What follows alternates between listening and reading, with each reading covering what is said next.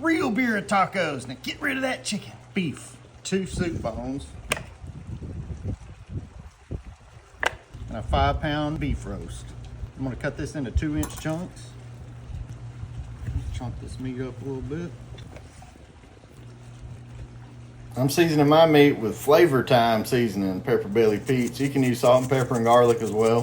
3 tomatoes, 6 pulo, 3 New Mexico chili pods, 5 ancho chili pepper pods, 1 large onion, 2 jalapenos, 3 cayenne, 1 cinnamon stick, bay leaves, 10 cloves of garlic. We'll let that boil for a few minutes. Let this boil for a few minutes. Now let's put it in the blender. Get all our vegetables in there. Add about 2 cups of the broth. That's it right there, silky smooth. All right, let's get some avocado oil and brown our meat.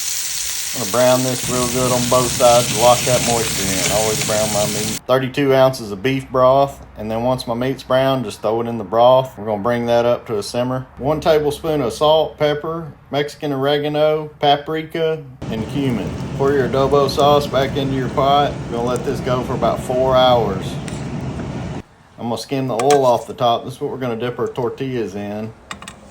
So just skim that off as you go. 4 hours later, this is falling apart, tender, and ready to go. That looks good.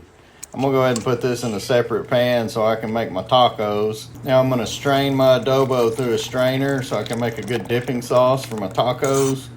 Just like that, get that pulp out of there. Perfect sauce. All right, let's dip these tortillas and get them fried on one side and then flip them. And then get a little cheese on there. We use a Mexican queso, something that melts real good. You can use mozzarella as well. I'm gonna load them up with the meat. Go ahead and flip them over and fry them. Kind of get them crispy, just like that. I'm cooking a whole bunch of these. I got a bunch of kids coming over, so I'm making a whole pan of these tacos. They'll be ready to go. I can just cover them up and serve them later.